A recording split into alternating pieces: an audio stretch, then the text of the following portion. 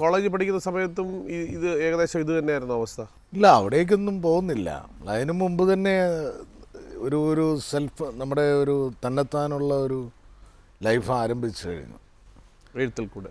എഴുത്തിന് മുമ്പ് വരയ്ക്കുമായിരുന്നു. ഞാൻ ചിത്രം വരയ്ക്കും. അങ്ങനെയുണ്ട് ഒരു അത് ശവപ്പെട്ടി നിർമ്മാണ ഇത്, അതിനെപ്പറ്റിയൊക്കെ ഒരുപാട് കഥകളുണ്ട്, എനിക്ക് എഴുതിയിട്ടുണ്ട്. ഒരു ശവപ്പെട്ടി നിർമ്മാതാവിൻ്റെ മനസ്സായിരുന്നു. നാട്ടിൽ ആരെങ്കിലും മരിച്ചു കാണണമെന്ന് വലിയ ആഗ്രഹമായിരുന്നു. അതിനാണ് പ്രായം ചെന്നവർ. കാരണം അത് കഴിയുമ്പോൾ മക്കൾ ഓടി വരും അവരുടെ പടം വരച്ചു കൊടുക്കാനായിട്ട്. ഈ കരിപ്പൊടിയൊക്കെ ഇട്ട് സ്റ്റമ്പ് വർക്കിൽ നല്ല ശരിക്കും ഫോട്ടോ, ഒരു ക്യാമറയിലെടുക്കുന്ന ഫോട്ടോ പോലെ ഞാൻ വരച്ചു കൊടുക്കുന്ന ഒരു ടൈമുണ്ടായിരുന്നു.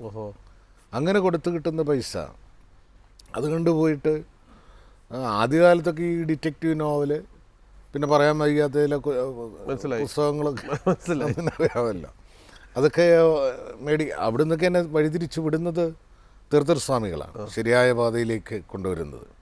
അപ്പം നാടകം എനിക്ക് അന്ന് വലിയ ഈ സിനിമ കണ്ടിട്ടുള്ള ഇതുകൊണ്ടായിരിക്കാം നാടകം അഭിനയിക്കാനും എഴുതാനും ഒക്കെ വലിയ താല്പര്യമായിരുന്നു. ഞാൻ എഴുതി ഉണ്ടാക്കുന്ന നാടകം ഞാൻ തന്നെ സംവിധാനം ചെയ്ത് അഭിനയിക്കുക, പ്രത്യേകിച്ച് ഏകാംഗ നാടകങ്ങൾ അതൊക്കെ കൊണ്ടുപോകുന്നു. അപ്പോൾ എനിക്ക് ഒരു വായനശാല വാർഷികത്തിനൊക്കെ ഞാൻ തന്നെ നാടകം എഴുതി അഭിനയിക്കുക. അപ്പോൾ കേരളത്തിൽ വിവിധ സ്ഥലം ഞാൻ അധികം NN പിള്ളയുടെ നാടകം കൊണ്ടാണ് പോയിട്ടുള്ളത്.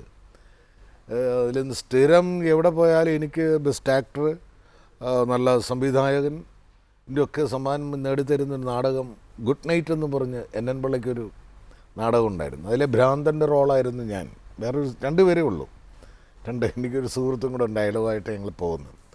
അപ്പം അങ്ങനെ കുറേ ആയിക്കഴിയുമ്പോൾ ഒരു പുതിയ നാടകം ഉണ്ടാക്കണം, പുതിയ നാടകം, ഒരു വെറൈറ്റിക്ക് വേണ്ടി നമ്മൾ തന്നെ നാടകം എഴുതാൻ തുടങ്ങി.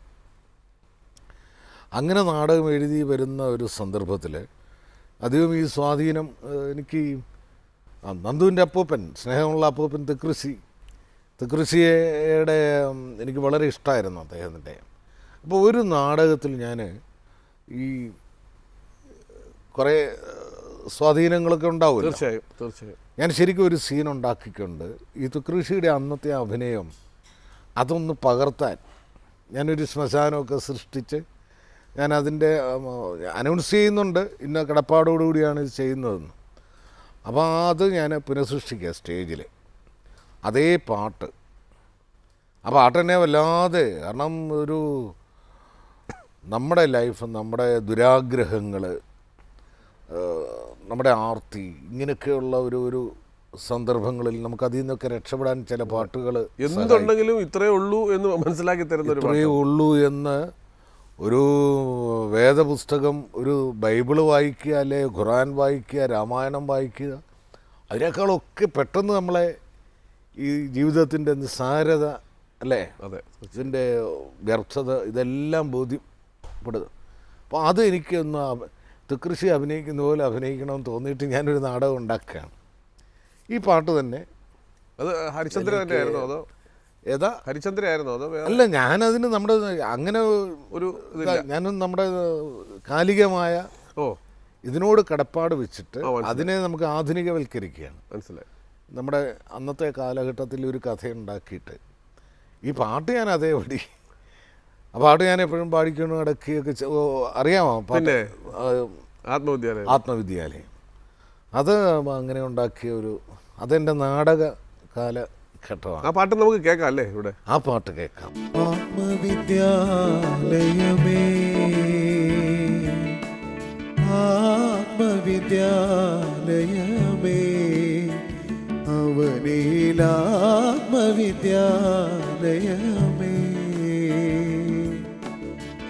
അഴിനിലയില്ല ജീവിതമില്ല, അഴിനിലയില്ല ജീവിതമില്ല, ആറടി മണ്ണിൽ നീറിയൊടുങ്ങും, ആറടി മണ്ണിൽ നീറിയൊടുങ്ങും ആത്മവിദ്യാലയമേ.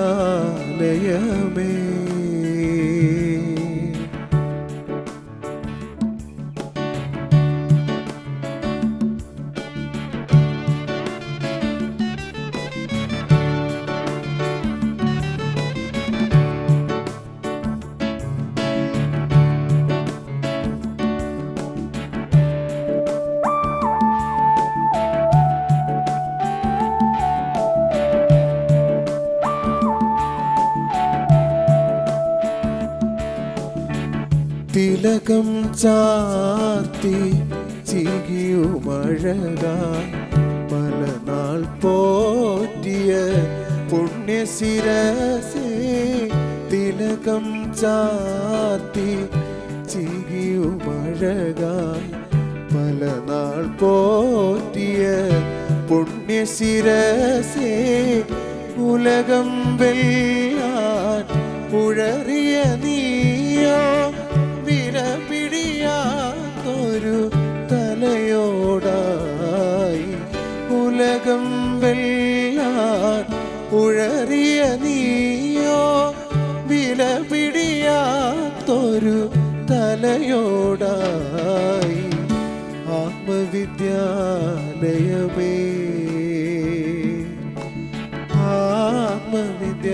ആത്മവിദ്യാലയമേ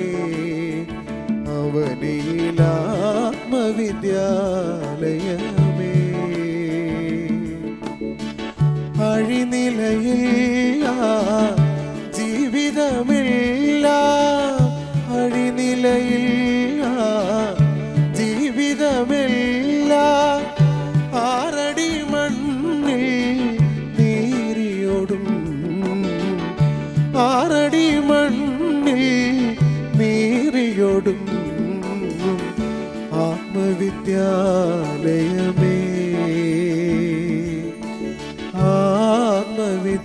ആത്മവിദ്യാലയമേ അവനിലാത്മവിദ്യാലയമേ